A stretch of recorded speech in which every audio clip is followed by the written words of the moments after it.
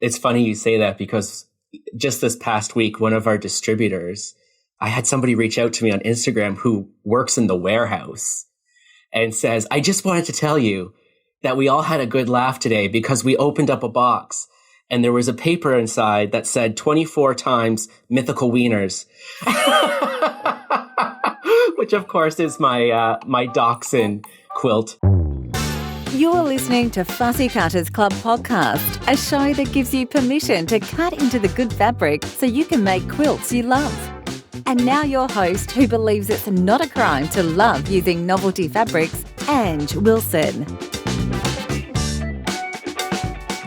Hello, Fussy Cutters. Today, it's an absolute pleasure to sit down and talk with John from Art East Quilting Company. I met John a couple of years ago virtually, and this was only the second time we'd spoken in real life. And I feel like with John, I've met a kindred spirit. He loves fabric the same way I do and has fun with it the same way I do and sees the world a little bit differently, but in terms of how he uses that stuff, but we still get really excited about it. John is a quilt designer and has done some of my favorite quilt designs. He injects a sense of humor into his work that I just love and adore. You know, it's a real pleasure to be able to sit down and talk to someone and laugh and chat. And we finished the record for this interview and then we spoke for a further 2 hours afterwards. So, you know, it's a beautiful thing when you find and connect with someone. So I hope you enjoy listening to this conversation. Let's get chatting. Hi, John. Thanks for joining me. Thank you so much for having me. I'm so excited. I'll beat that out of you by the time we're done. Now, I know you because you do amazing, would you say pictorial quilts? Is that how you explain them? Yeah, I would call them pictorial quilts. Most of my quilt designs depict things. There's a lot of animal themes. Sometimes there's humans in there. But I mean, I do some more modern block-based quilt patterns as well. Yeah, but I'm mostly known for the pictorial ones. Yeah. So I think it's really funny because on my desk I keep a copy of your bunny pattern because it just makes me laugh every time I see it. Yet to actually sew a bunny, but it's very cute. And so I like your work because you have a little bit of sense of humour to your work, would you say? It's a bit cheeky. Not cheeky bad, but just you're having fun. Exactly. It's funny you say that because just this past week, one of our distributors, I had somebody reach out to me on Instagram who works in the warehouse and says, I just wanted to tell you that we all had a good laugh today because we opened up a box and there was a paper inside that said 24 times mythical wieners, which of course is my dachshund quilt. For those who aren't in North America, you might call dachshunds sausage dogs. We call them wiener dogs here. So he said we all had a great chuckle. That's great. That is gold. So you're not really known as a fussy cutter in your patterns, but you have become quite the celebrity in the fussy cutting circles when we play 100 Days, 100 Blocks, because you've used it to kind of unleash the inner fussy. Do you know why that's kind of resonated with you? Why you've chosen that one? I think it's my love of printed fabrics. I mean, it's one of the things that pulled me into quilting in the first place. When I first started to quilt was printed fabrics. And then I just had gone so long without really, diving into them like I would have. So the 100 Days, 100 Blocks, fussy cutting, jazz and all that was just waiting for me to get to it. Because I had been collecting fabrics for so long that I haven't been using because I had been using so many solids. So then when I really let myself go, it was just so much fun. I know. And you have made some amazing blocks as part of 100 Days, and then they've gone on to become amazing quilts. How did you get started in quilting? Yeah. So, well, there's kind of two parts to it. So my formal education, was very strongly sewing based because my education was in costume design, specifically for the theater. And there was an emphasis on historical costuming. So it was during my education that I sort of had kind of my first date with quilting, if you will, specifically in historical garment research. There was quilting that came up quite a bit in garments historically. It was kind of the first time I really paid attention to what a quilt was. We never had quilts growing up. I never really, I knew what they were, but the definition of a quilt and what it was and what quilting was all new to me. So I always say it's really funny because I call myself a piecer at heart, because even though I wasn't quilting in those days, when I go back and look at garments that I made as part of my education, I was doing a lot of unnecessary piecing, like tone on tone piecing and like sleeves. And, the backs of jackets had like slashes and stripes of the same fabrics going in them. I came across a photo recently of this bodice I made out of silk that had stripes, and I had fussy cut the stripes so that they formed chevrons on the bust area. So it's really in my blood.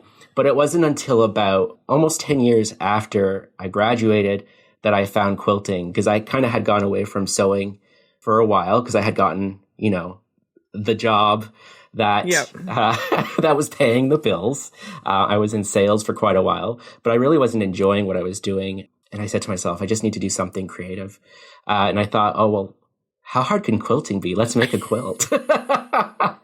That's literally the same process I had. How hard can it be? Exactly.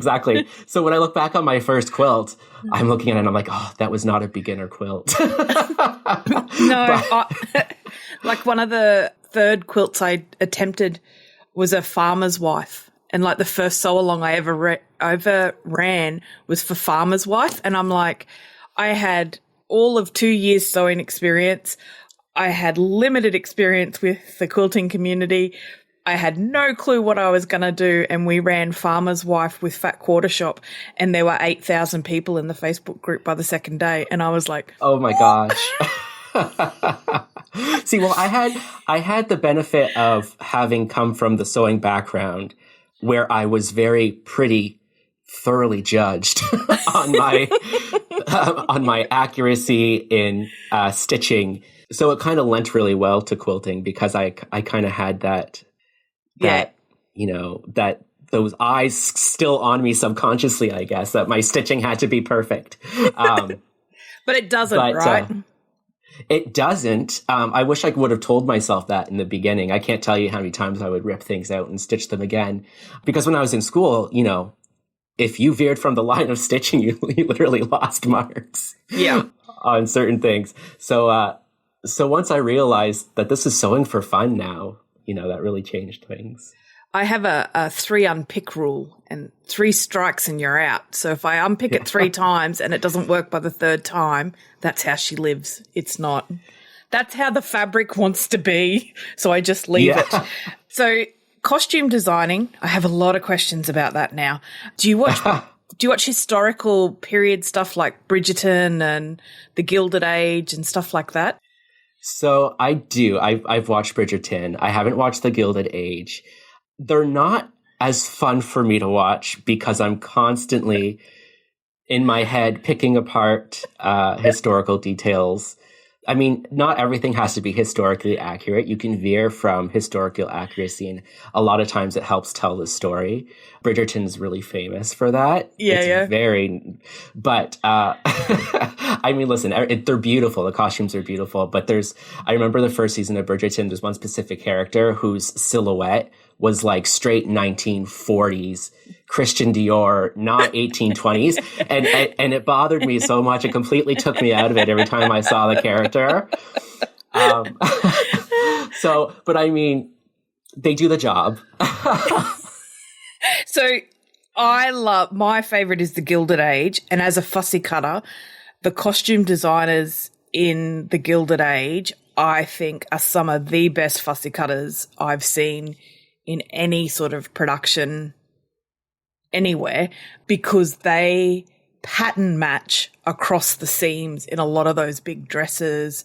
They use pattern to create different secondary patterns, and like the Gilded Age for me is my guilty pleasure. And I cannot tell you what the plot of it is, but I can tell you all the different dresses, all the different fabrics, and my husband often laughs at me and he's like, I don't know why you watch these. You spend half the time going, oh, look at a dress. Oh, look at that. I'm like, yeah, well, that's my job. I'll have to check it out. So maybe now that I have the eye of a quilter and a fussy cutter, I'll see it differently. And But don't you find when you watch TV that you're always on the lookout for a quilt? That's my thing. I'm always like, oh, there's a quilt in the background. Oh, there's I point them out all the time now. Yeah, and that's something I never would have noticed before. Like even things like The Walking Dead, and I'll be like, oh, there's quilts in that room. Like, there's a TV show here in Australia just recently. Actually, I think it's available on American TV at the moment. But a very prominent quilter in Australia was asked to provide quilts for the show. And so, and they're on the beds and everything in it. And it was one of those things where all of us Australian quilters were like, oh, that's so amazing. And I'm like, I never even thought that one of my quilts could be in shows.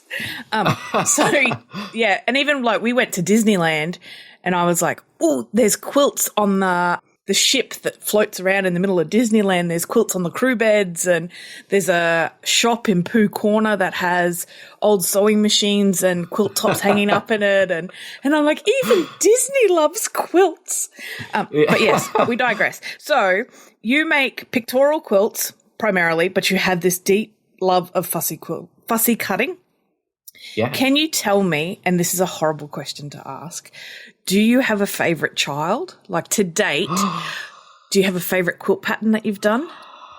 Oh, so it's funny because so I do live release events every time I have new patterns and come out, and I always say this, but this is one of my favorite, or this quilt has my favorite block. But really, the current sew along that I'm running, which is called the Mad Quilt Party, and it's based off of Lewis Carroll's Alice's Adventures in Wonderland. People haven't seen the whole thing together yet, but there's just something so wild about it when it all comes together that it might be so far my favorite one. But I mean, I have blocks from others that are really high up there, like my Flying Monkey block that I did from My So Place Like Home quilt, which was Wizard of Oz inspired. That's going to be one of my favorites for always, because I love it so much. I mean, I love them all for different reasons. Good answer. As our son says, there are no favorites, Mum. Well, that's not true, because I tell my mom all the time I'm the favorite. I tell my mum the same thing. I'm your favourite daughter. She only has one, but that doesn't make a difference. And our son, we only have one kid, so it's not like he's competing. But when I call him my favourite, he's like, there are no favourites. So there are. Yeah. The quilt that you most became known for which is the one that catapulted you into the next tier of notoriety, would you say? Geez, that one might be my kidding around quilt, which is goats in pajamas. That was kind of the quilt. Yeah, of course, because why wouldn't they be in pajamas? That was kind of the quilt that really started selling widely and people picked it up. So I remember getting a message one day, and at this point, I mean, I think I had just gotten picked up by a distributor in Canada. I don't even think anyone was distributing my quilts yet, or my patterns yet in the US, but someone who worked for Angela Walters had seen the pattern, and it just kind of coincided with the time that her actual goats were having kids or having babies on her farm. So they said, we need to make this for her and hang it in the shop. So they actually were like one of the first shops to carry any of my patterns in the US. And it was kidding around goats in pajamas. And it's still to this day, it's one of our better sellers. And so that brings me to my next question. do you collaborate a lot? Because you've currently got a collaboration with Free Spirit and Chula Pink. You've talked briefly about your collaboration with Riley Blake and their basics lines. Obviously, if Angela's hanging it in her store, people are seeing it that way. Do you find that collaboration helps keep it fresh for you? Do you seek them out or do they find you? Geez, I've been lucky enough that they've always found me. I've never really saw any collaborations out, which I mean is the best way to do it because, you know, there's there's less room for imposter syndrome then, I guess. But no. yeah, it'll find you in the wee hours of the morning. That's right. Yeah. But what I like about collaborations is that up until this point, because there's some things coming down the line this year that I can't really say too much about yet. Tease. But up until this point, it's always been revisiting like older patterns of mine or patterns that were already designed.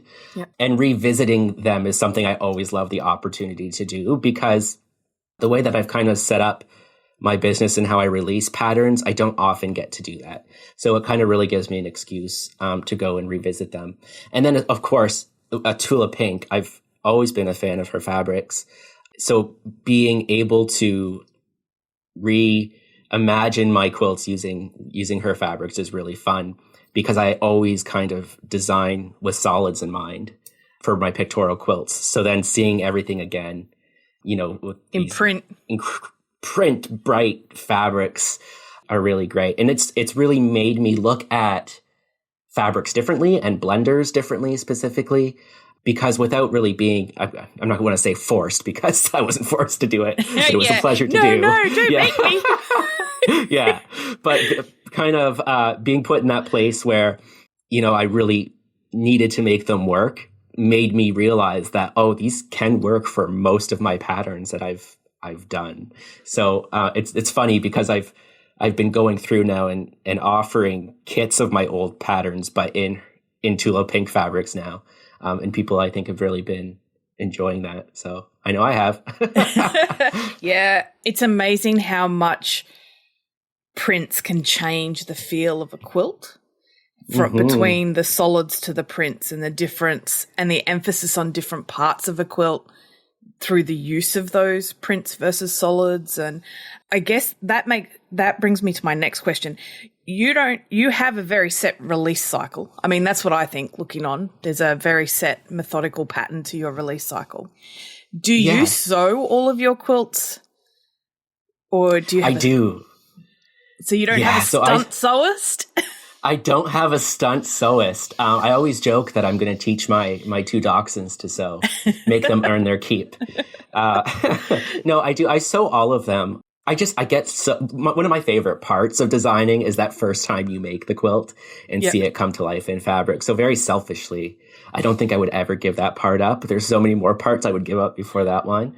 I don't quilt my own quilts anymore, though. I used to quilt my own quilts, but then I realized that I could make more quilt tops and release more often if I didn't quilt them myself. Yeah. Having said that, though, I'm going on a bit of a hand quilting journey right now. Yeah, that's a whole different podcast. Yes. So I have been chuckling. I tried to explain it to my husband because you and I spoke earlier in the week for your community, but your long armor has the best long arm business name, and it is?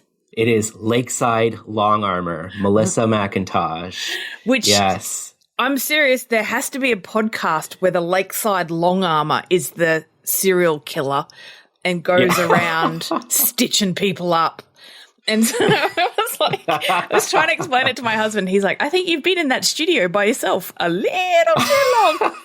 Like, do you listen to true crime podcasts? I might. And the worst thing is I think I've addicted our 11-year-old to them. And I made it worse because one day I was listening to one and by the time he walked into the studio and then I managed to turn it off, he'd heard a bit and he was like, what are you listening to? And I'm like, buddy, this isn't appropriate for you. You can't listen to it. And then every time he's like, can we listen to true crime? No, buddy, you're not old enough yet. He's become fascinated, and to my knowledge, he's only heard like a few seconds. I'm like, no, I don't want you to warp the view of the world. There are good people out there. You can go hiking safely. Nothing will happen. But yes, so I'm always listening to that kind of stuff when I'm sewing, but I find I have to break it up. So I'll go from like true crime to like a comedy podcast. Actually, I listen to a lot of Tony and Ryan, which is an Australian podcast. Oh my goodness. No, they're not husband and wife, are they? No. But it's a woman and a man. Male. Yeah. They're best friends. They're Australian. They're really big over here, actually. Funny enough. Yeah. I mean, they're filthy sometimes, but it's good for a laugh. Yeah, I think I see them on their reels come up on my Instagram Explore sometimes. And I've had a good chuckle at times at stuff that they do. I find I can't listen to too much while I work because especially if I'm cutting stuff out, I won't realize it at the time, but time will pass and it'll dawn on me I've been standing there with my rotary cutter just listening and not actually doing anything.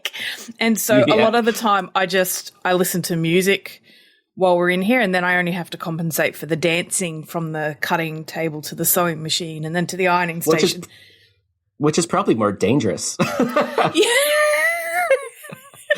I once did, this is like, I'm really clumsy. I once did a live on Instagram where I was trying to show people how to use the fussy cut ruler, and I sliced my finger open on the live, and it's like the only time I've ever cut my finger with a rotary cutter, and I'm like, it's okay. I'm just bleeding profusely, but it'll be fine. Here, look at the ruler. Of all the times to do it. I'm lucky, knock on wood. I haven't cut myself bad yet. Well, that's the only time I've ever done it. And so I was just like, of all the places, but that's just so typical of my life. If I'm going to do something, I usually do it with an audience. So back to fussy cutting. Yes. Is there a technique with fussy cutting that you prefer above all else? Or are you, because very rarely do we see you do seam matching, when they match the pattern between two colorways? I have done that. Maybe it's just so seamless you haven't noticed. No, I'm looking at, is it the deers behind you?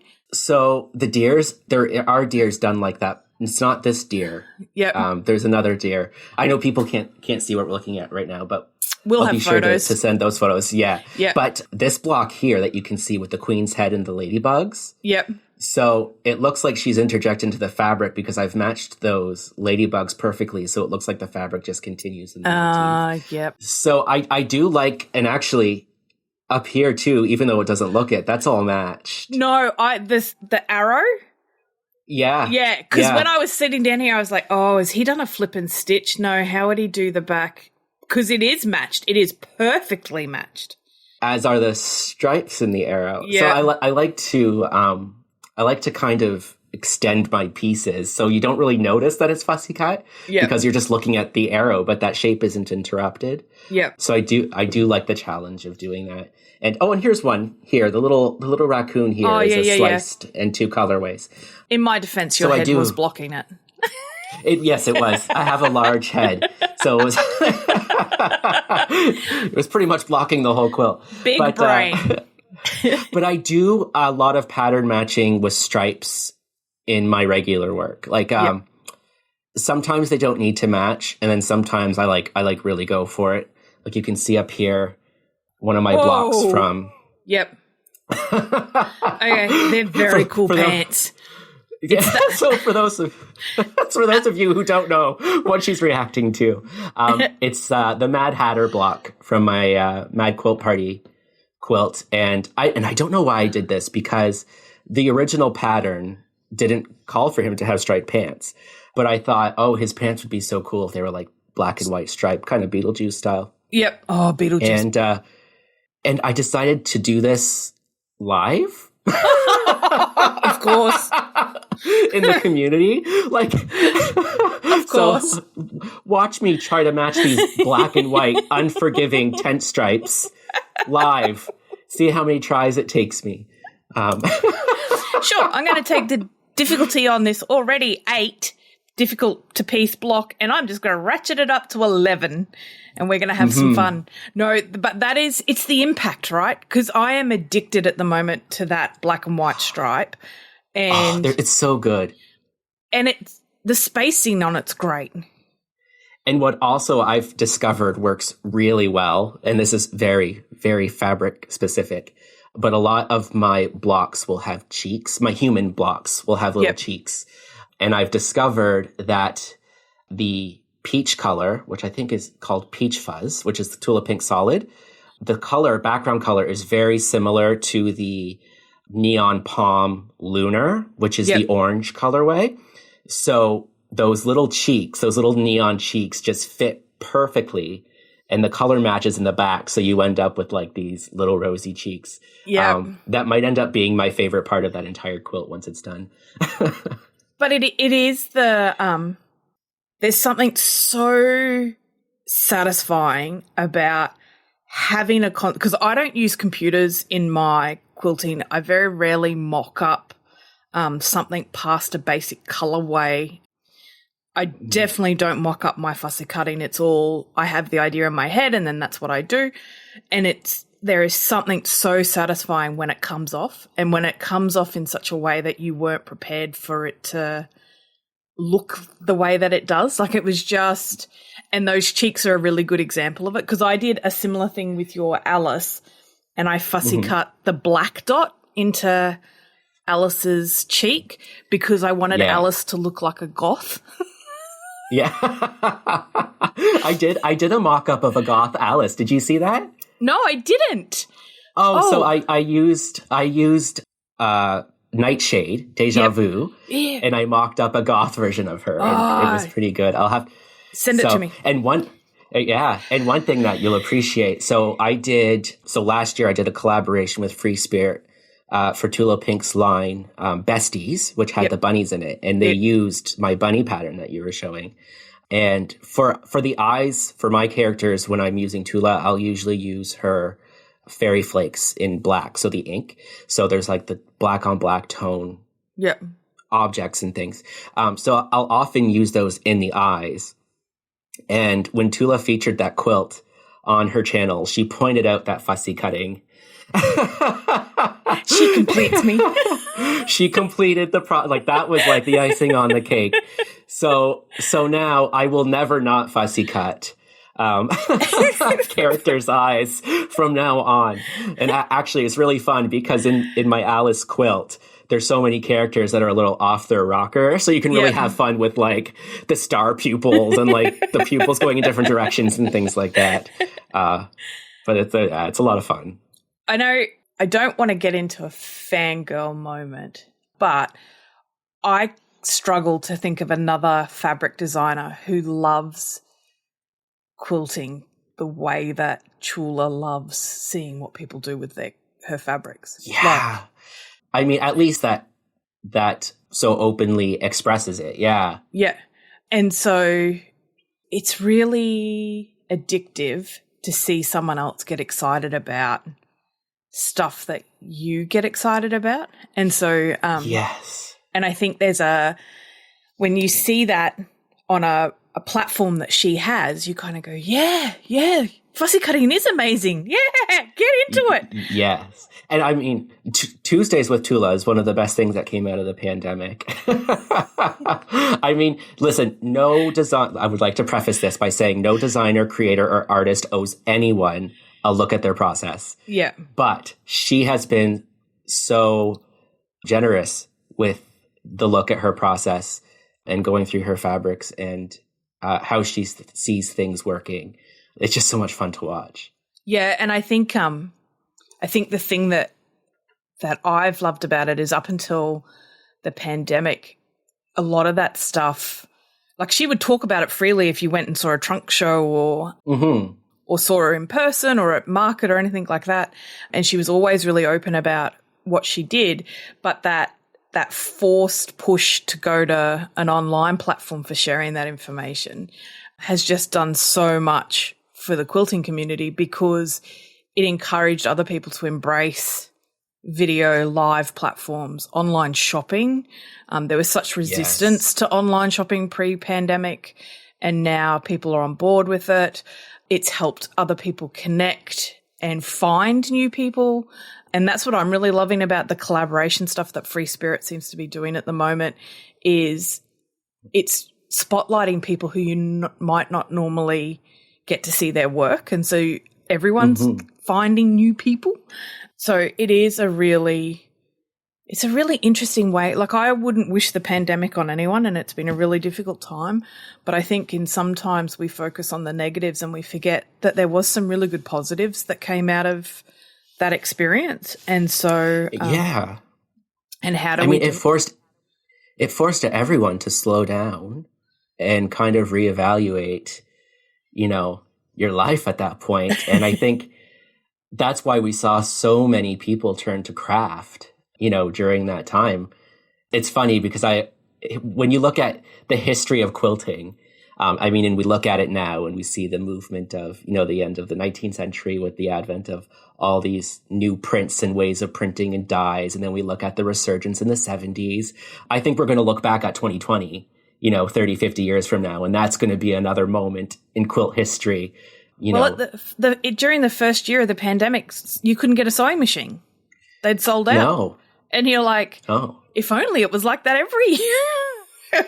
Yeah. It was. The challenge we've got now is keeping them. Yes. What do we do to keep them? How do we support those people that were learning during the pandemic that might have picked up bad habits because they, were watching YouTubes and getting bits and pieces of information? How do we fill in those gaps for them? How do we keep them excited about creating? All of those difficulties, which is why I think such fun patterns that you make suck people in, right? Like, if you saw your quilts hanging in a quilt show, you go, I want to make that. Like, dinosaurs on roller skates, count me in. And so, so it's all of that sort of stuff. And you've hinted at it that you have new things in the pipeline. I guess, is there an Everest for you? Is there something that you're looking to climb? It's funny you say that. My dad's name is Everest. Oh, yeah, that's cool. Is there? I don't know what it is. Because if you would have asked me in the beginning, it would have been like, to be able to support myself doing what I'm doing would have been my Everest, and I've been able to do that. Thank you, everyone. So I'm not sure what it is. I mean, there's things that I would love to do. I always joke with Matt, my partner. I say I want to take a sabbatical so I can just sew things not have to write things like patterns. Not that I don't enjoy it, but just to get those things out of my system that I've been thinking of. But like, I've always wanted to English paper piece something epic. I mean, that's the ultimate fussy cutting endeavor.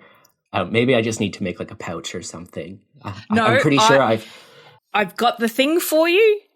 I spoke to Chelsea from Pictor Fabrics earlier this week, and they've got it'll be out by the time this airs, but they have a new collaboration with the lady who wrote the La Passe, Willeen Hammerstein, the big Millefiori quilts in the EPP. Oh, okay. Pink Door has one coming out in March called Le Hide and Seek, is what I'm calling it. They call it Hide and Seek. But it's 150% on the pattern, like it's enlarged, so it's big, and it's all Chula, all EPP. And I'm like, I think I'm going to do that. I think that will be my palette cleanser between. So, John, no pressure, but there are stuff out there. You can take it up. It's funny. Yeah, I'll in my spare time I'll just throw that together. But I mean, but there's that, and I've really found an appreciation for handwork recently too. Yep. So like that fits with that, and also like turned edge applique. Like, I'm seeing like what Sarah Filkey's doing with Free Spirit right now, and of course then you go through that rabbit hole of seeing all these really cool hand-turned applique things. I'm like, oh, I want to try that too. Yeah. My favorite at the moment is Kim McLean. If you haven't seen her work, check it out. I'll send you the link. Thank you. Yeah, I was looking for my pen. Write that down. I'm more than happy to enable people to find cool designers. So, yeah, I guess, and you are touching on that thing that as taking your hobby and making it a business means that you no longer have a hobby. So that's right. So I've always told myself that I'll always be very careful to protect the sanctity of my love of quilting. So if I'm doing something that's business related, that's just sucking the joy of it out for whatever reason, I'll reevaluate at that point. Because whether this be a short time career for me or a long-term career, I want to still enjoy the craft and the art at the end of it. So that's something I'm very mindful of. But so far, loving everything. Yeah. And I mean, it's a really important thing that we don't often talk about. And especially with the current wave of entrepreneurship as a side hustle and, all of that, the forced kind of, you've got to be having take every hobby and turn it into something that makes money. And a lot of us don't realize at the time that you are taking something that you use as a de-stress and for mental health, good habits and things like that. And you're putting all this pressure and structure and I don't know about you, but if I don't feel like sewing, I still have to come down here and sew. It's not, I used to go, I've had a really hard day in the office. I'm going to go whack, together a few blocks. Yeah. Now I'm like, my day in the office is putting together blocks. And if I'm having a hard day in the office, the thing that I would have used to de-stress, I can't. And I am the world's slowest sewer. So it's not like I look at these other designers who pump out quilts and they're making everything and they're like, I did this in a weekend. And I'm like, I timed myself the other day. It takes me 4 hours to do 10 blocks. That's from piecing to end, iron them, join them in a row. And I'm like, well, I don't think that's incredibly slow for 10 blocks. I mean, I've seen your blocks. There's such intention with every cut. I don't think that's incredibly slow. But so I know obviously you enjoy the cutting part. Yeah. Okay. So that's your favorite part. Fussy cutting, you're cutting. Yeah.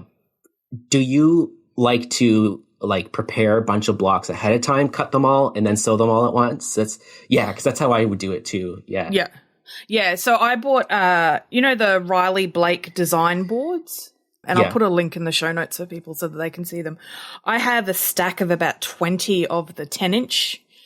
And so I will sit down and cut out generally 10, anywhere between 8 and 10 blocks at a time, stack them all in the boards, and then I'll sew on another day because my time is limited in between the running of the business stuff. I tend to come in here, close the door, put the music on, and just pump out the cutting, and then I'll, have a break and come back and do the same with the sewing. I don't know whether I can't think of any other way to do it that's more efficient than that. But yes. Yeah. I find there's a balance to be found between efficiency and enjoyment. So specifically, I'm the kind of person if I'm not on time for something, or if I'm on time, I feel late. I'm just one of those people. I'm really punctual, everything. So a project like 100 Days, 100 Blocks, if I don't have 5 blocks made ahead of time, ready to post, I feel behind. Yeah. So, but I find that if I try to get too ahead and I'm trying to pre-cut too many blocks at once, that the quality of my not necessarily the quality of my work, but the quality of my decision making and creativity suffers. Yeah, it's so weird that you would. Yeah, because I'm exactly the same. And I can look at a quilt and go, I made those blocks I cut those blocks in the same period. I cut those blocks in the same period because the decisions I make at the start of that cutting session influence all the blocks that are made after them. And so at times it can be difficult. I don't know whether you had this, because I'm looking at your quilt and it's very cohesive, but the decisions I make in the first 50 blocks and the decisions I make in the last 50 blocks can oftentimes be at polar opposites, and they're like a quilt that's kind of had a personality change halfway through. And so it is it's one of those things. I think you just have to be really self-aware about when your decision-making is going off the rails. Yeah. And I find having kind of setting parameters for the whole project, I think, is kind of good too at the beginning. Like I know with the current one you're doing, you've done that where you're like, okay, this whole thing is, black, pink, Yeah. Yeah. Because black, white, pink, pearl. I can't play in an endless field. I need a fence. Yeah. But it bites me in the bottom because I want to start sewing another quilt. See, I can't work on more than one project at a time either. I want to start sewing another quilt, but I can't start sewing that quilt until I finish this one because I can't swap between palettes. Right. And so I find, I am not the person to be running a business that requires you to finish stuff fast. And that's where the pressure comes in my business model. And we do have a stunt sewer because we were like, all right, well, we'll start making some solid versions, and then I can send the solid versions to a stunt sewer and they can make them, and we'll have the product there to photograph. And my mum, bless her, went, do you think you could send the fussy cut stuff to somebody else as well? And I'm like, no. Over my dead body, Mom. It's like you don't understand how this works. No. And she's like, what if you just cut them out and then send them? And I'm like, because if I cut them out, and I'm a bad quilter. Sometimes to get the piece that I want, I cut it so that the seams aren't exactly 1/4 inch, right? So I know that I'm missing a little bit of a seam on one point. So when I put the block together, I compensate by how I line the piecing up, which I can do because I use the Marty Michelle templates. And so, they're very accurate. And so if I can line them up on 3 out of the 4 edges and know that that's going to work. If I sent that to someone else, how would I explain to them that I undercut? And so when you put it together, you can't. No, you can't. No. And so there's other times too where I think some of especially in a 1-inch finish block, the motifs run really close to the seam. So if that stunt sewer's not doing a scant seam, they're going to cut the edge off it. And so stuff like that, I'm too much of a control enthusiast to give up that kind of hands-on approach. But yeah, it doesn't. Oh, no, I get that. It doesn't make for fast work. And I like you, have a head full of stuff that I would really love to sew, and I can't work out how to get into a position where Saturdays are my personal sew day, or you know what I mean? How do you make time for making other stuff that's not yours for work? Yes, totally. It's funny talking about solids. For so long, people would I'd get messages or comments on photos on Instagram and such, and they'd say, why do you only use solids? Don't you like prints? Why do you hate, or why do you hate prints? And I'd be like, but wait, no, I love prints. These make me so sad because it was the prints that sucked me into quilting in the first place. But I think what a lot of people don't, I think one thing that I think people need to realize is when you're trying to sell a pattern, and this is the same thing, I actually noted this when we had our talk the other night in my community, and I was looking at the cover of Kinship. You can't use prints on the cover.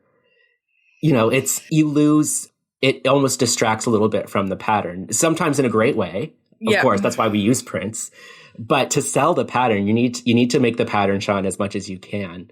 So not only that, but then if you're using prints on for cover quilts and things like that, which is most of the quilts that I make, they end up being cover samples, then it's hard for the shops that are then selling your pattern to procure, because there are a lot of pattern designers out there, there's a lot of quilters out there that want to make that exact quilt that's on your cover. Yeah. And it took me a disgustingly long time to realize I'm not my client. I'm not my ideal client Yeah. because to me, and like when we were designing Kinship, I actually told the art director that I was like, is there a way that we could just do line drawings where we don't put any color in them at all, and then people just know where the seams are and they can choose which part of the block they highlight? Like, do they bring out the arrows, or do they concentrate on the stripes and recess the flying geese, or do that, like, which bit they put where? Because that's the fun bit for me, right? So, and our tech editor was like, do you want to give people strokes? Because they're not going to be happy if they can't see which tonal value goes where in the block. That's patchwork. Like, and so I really struggled with that. And then we did a blues version on the cover, and I don't think if I'd known what was going to happen, I would do it completely differently. But the way that we've chosen colors and laid it out on the cover, so many people want to make that exact cover, and I'm like, oh, like I get it in a time poor situation, or where you lack the confidence to pick stuff, or you don't have a very big stash, or you want an easy no-brain sew is, because sometimes you just want to sew where you can chill out and you don't have to think about it. And so it's that repetitive de-stress mechanism. I get all of that. But part of me is like, you're missing telling the world who you are. Like, it's an opportunity for you to have fun and play and go out there and make mistakes and learn about color and, fall in love with who you are as a quilter or patchworker. And so it's really funny. But yeah, and prints become really distracting because people then do where did you get that? And you're like, I bought it 10 years ago in a little store in the back of Burke. It's no longer in print. Oh, but I want that exact print. And I'm like, I can't help you. And so there's so many things you learn that people don't tell you about or aren't obvious when you start. But I think solids is a smart place to play when it comes with pattern design. But you now offer a thing where you mock them all up in different colorways as well. Yeah, and that's so much fun for me because that itches a little bit of that wanting to remake the quilt 10 times. Like sometimes doing a digital mock-up is like just the itch I needed that I needed to scratch with that quilt. And then sometimes what I'll do too, especially if I have a quilt pattern that's coming out that's available in a different layout or size, like I'll make the cover quilt out of solids and then I'll do like another version of it in a print, like a smaller version or something. That's always fun too. Like I have a pattern called Cool Treats, which is otters eating ice cream cones. And then the otters are in various states of mess from eating the ice cream cones. People who've never seen my patterns are going to listen to this and say, what? Like, I've never seen an otter eating ice cream. It'll all make sense. Yeah. But I remember sometimes like one fabric will dictate an entire quilt for me. Like I designed that just around the same time when Ruby Star Society came out with their pixel collection. Oh, yeah. Yeah. And there was a pixel that was kind of like peachy, just the right ice cream cone color with all these little squares on it. And I'm like, that's just too good for a cone to pass up. So I made that entire quilt using Ruby Star Society blenders because of that one fabric, that was just too perfect to pass up. I guess in a way that's kind of, is that fussy cutting? Yes. I don't know if I'd say it's fussy cut. It's intentional piece. It's intentional cutting. Because you're using that fabric intentionally in that spot to achieve a desired outcome. Because I have a whole collection of prints that I think will make excellent sprinkles if I ever make cupcake quilt. Oh, I have a cupcake quilt in my design, but I've collected the sprinkles. It's funny you say that because I used the Ruby Star rainbow starry version for the ice cream to represent the different sprinkles and things like that. But that's how when I'm in a fabric store, that's what I'm thinking about. What could this do double duty as? Like when you were saying before, the stars in the eyes or what can you use it for? And I guess that's the thing. I mean, that's the luxury. I've been doing this for 11 years, and it's my job. I get to think about it nonstop. Like if I was still in my day job, I'd be tapping away at the computer or in meetings dreaming about fabric. Like, yeah. Which, that's not how you run a business. Your employer would like you to be 100% on the job. Do you find yourself having those days where you wake up and you'll start working on something that's quilt related all day, then you'll have dinner, you go back and you're doing something quilt related, and then it's time to unwind in bed, and then you're on YouTube watching quilt videos and you realize, oh, my entire day was quilt focused. Darn. Yep, I do that thing. Or I'll go to bed. Like I'll be in the office all day or in the studio doing stuff. And I'm surrounded by fabric all day. And then I'll go to bed, and right beside our bed is hanging my gypsy wife quilt. And so I look at that as I'm going to sleep and I go, oh, I should have done that there instead. Or if I redid this, the fabric that we just got in would be amazing in that square. Or, why didn't I think of this? Or we'll have 3 quilts on our bed and I'll be laying there looking at the fabric going, oh, I'd forgotten how much I love that fabric. Oh, that's such a good fabric. Yeah, Yeah. It's funny you said that because in our house, we don't have many walls that are quilt friendly. There's very few. So when I want to take just a shot of a quilt, there's very few walls to do that. But one of those walls is right next to my bed. And I needed to take a shot for Make Modern of my mini block quilt, which was the sampler so long we did last year. And last night I found myself staring at some of the blocks thinking, oh, I should have put that one over there. That one should have been over there. And that's, it's like, I guess it's my version of counting sheep. Yeah, and that's my thing. I sometimes when I'm trying to de-stress and go to sleep, like fall asleep, I think about color palettes, like what fabrics I would pull together. And I guess it's that, like I used to watch a lot of documentaries, not by choice, but because my husband is sports mad, on athletes. And when you listen to an athlete, like a high performance athlete, talk about their life and their process, that's what they're like. They're like all the time thinking about it, all the time practicing, all the time in it. And so I tell him I'm like a high performance athlete.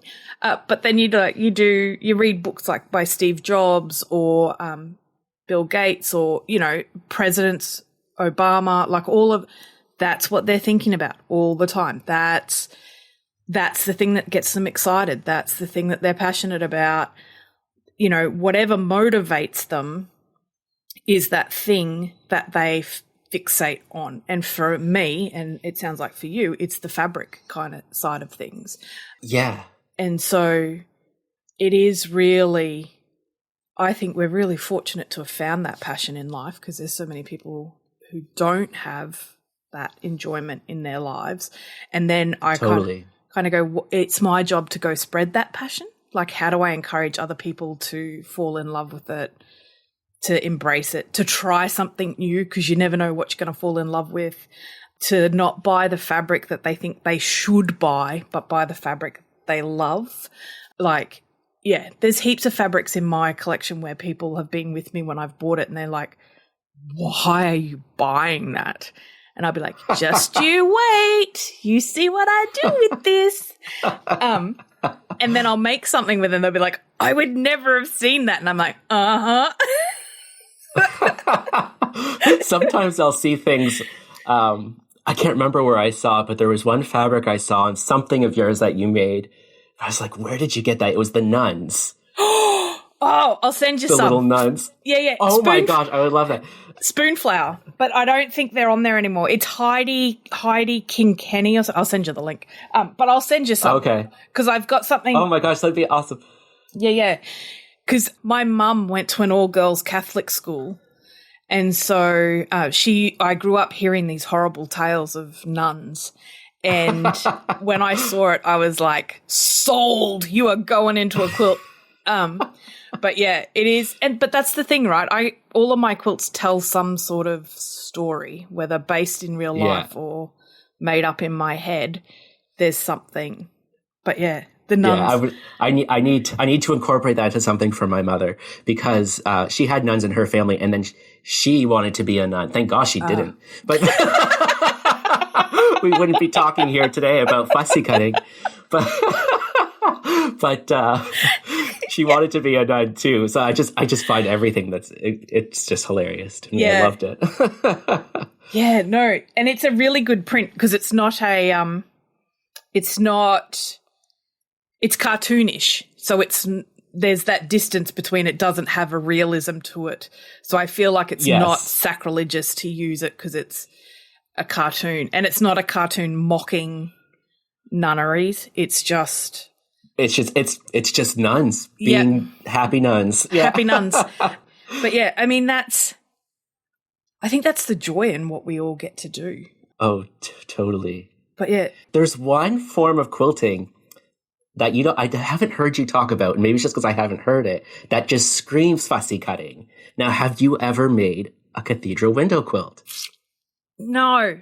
I've looked at them and I've envied them, and Arabesque Scissors has a tutorial going at the moment on her Instagram feed where she's talking about making the cathedral quilt pin cushions, I think. Okay. And I don't fully understand how the scallopy thing's made. And so I'm like, I'm sure it's easy, but I've been put off by it. So I'm kind of like, and I like the economy square and square and square blocks. And so I kind of go, that's a cheaty layman's version of the cathedral window. That's like the little house on the prairie chapel versus Notre Dame cathedral window kind of. Yeah. Well, you should try it. I think, so that was the second quilt I made. See, and it was because, and this is before I was even aware of fussy cutting, but it was because I was so in love with these prints that I was finding, and I would see these pictures of the cathedral window quilts. I'm like, it's basically framing. Yep. It's literally framing your favorite part of the prints. So like, I remember there was I don't know what collection this was because this was before I really paid attention to the designers, but it turns out it was a Ray Ritchie print, and it was like little foxes and bunnies on swings and little picnics and things. Yep. And so they just fit perfectly. But Ray Ritchie, right? Really prolific, consistent, has been doing it for years. Very few people talk about Ray Ritchie as she does illustrative fabric, which is amazing. Dear Stella, if I had to pick one fabric house that I think is a fussy cutter's dream, it's Dear Stella.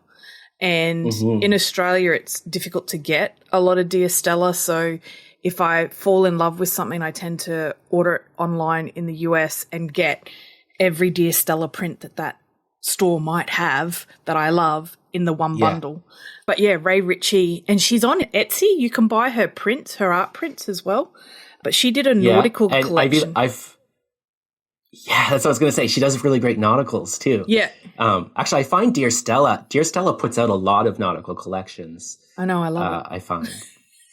I don't like being on the water. I went to. Yeah, I've even bought one of her enamel pins from her Etsy shop. I was like, oh, look, it's so cute. Yeah, see, and that's the thing. If someone said, what kind of fabric are you drawn to? I'd go, the illustrative kind. Like, all of my first loves were illustrators like Lizzie House, Heather Ross, Ray Ritchie. Chula, I think, is the quintessential illustrator. And so, they're telling a story in their fabric that involves characters and many different focal points and areas of interest. I was thinking about it after we played our game of what square would this fit in, how you look at fabric. And I think how I look at fabric's changed. I don't know. Does it change for you? When you first fell in love with prints versus how you look at prints now, do you see them differently, would you think? I do, because when I first fell in love with prints, which was like when I first started quilting, it was really those illustrations that drew me in. So that's what, I was only thinking about those. But now now I think more about the supporting players, that go with them. Yeah. You know what I mean? So it's, so I definitely think differently about them, and I'll focus on things that I probably, what I would focus on has changed, I think, previously. Like one big thing for me was, always thinking like, if I'm fussy cutting something, I have to have the whole image in there. It's like, no, you don't. Like, fussy cut half of a face, or, Yep. Fussy cut half of that animal, Yeah. I love bananas. Me too. As a motif. Me too. Yeah. They're so underrated. So it's like, I'm like, yeah. The banana print, I can see it in one of your flying geese there, that Chula did as part of Monkey Wrench, was one of my all-time. Yeah, there's two there. Yeah, all-time favorite. Oh, no, there's prints. 3. There we go. And when she did the wide back that was the yellow banana, the yellow with the bananas on it, I bought a whole bolt just for me because I wanted to back everything with bananas. And then I made a quilt with all Chula on it, but it was primarily her yellows and mustardy colours and everything in it with black and white. And I backed it with the bananas, and Rayleigh, my long armour, I just said to her, do whatever. Like, I just want an edge to edge. You know that I like a dense colour. Do whatever. And when I got it back, she'd quilted it with an edge to edge of bananas. And I was like, this oh my gosh, that's awesome. Brilliant. But yeah, bananas are I remember when pineapples were really big, and I was like, people, you're missing the banana. The banana is made for this. But yes, it's funny the things that kind of stick. But yeah. I have, you can't see it from here, but I have a banana candle holder. And so the actual candle holder is the peel of the banana. Yeah. So that the candlestick is like the actual banana. Banana. Yeah, it's funny the things that you kind of... So when I go into a quilt store, there's 2 things I look for. It's anchors. I don't know why. All the different styles anchors. And then it's some sort of confectionery or fruit. I don't know why those 2 things. And if I can find either one of those, I consider that a happy experience. But yeah. Now, you know what's interesting about bananas? Bananas and pineapples in French, if you just take the B off of banana, that's the French word for pineapple. Oh. Anana. Anana. Yeah. I thought you were going to say, what's interesting about bananas and pineapples is you can't take bananas on a boat, and because it's bad luck. And if you are on a cruise ship and you see a door with a pineapple on it, keep walking. So, because it signifies something else.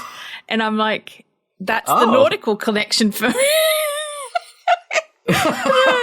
But yeah, it was bad luck to take bananas and women on ships in the olden days. See, I knew about the women thing. I had never heard about bananas, though. Yeah. And you think they probably should have taken bananas because scurvy. That's right. But they don't last very long, right? No, they get ripe so fast. They'd be making a lot of banana bread as they cross the Atlantic. I'm like, yeah. But yes, so we've been talking now for nearly an hour, and I could talk to you forever. Yeah. And I think we should totally do a world trip where we just go around to fabric stores everywhere and find all the amazing fabrics. I am very excited to see what you have coming up with future collaborations and in the next cycle. I know. Yeah. Folklore has to be one of my favorite quilts. I mean, I say this every time you release a pattern, but I really love Folklore. When you released that, I was like, that is genius. And the two-color. Yeah, the 2-color. I'm doing 2 versions. I'm doing a 2-color version, and then I'm doing a multicolored version, which feels kind of medieval to me in color placement. But that was a lot of fun for me to design. I love a traditional block. So I kind of wanted to somehow make what I do feel a little bit more traditional. Yeah. And we've been having a lot of fun with that one over in the Sew Along. Yeah, because you have a really active community. You do a lot to foster that community, and they're really engaged and supportive and helpful. And we'll have all the links to John's social media, his communities, his sew-alongs, his patterns, where you can follow him. And and yeah, thank you so much for giving up another morning with me. Well, afternoon, evening here, but that's all right. What's a time difference between friends? Thanks for listening to the Fussy Cutters podcast. Enjoyed listening? Why not subscribe so you'll never miss an episode? Did you know the quickest way to the heart of any podcaster is to leave a review or recommend the podcast to a friend? It's true, it is. Until next week, get out there and fondle that fabric.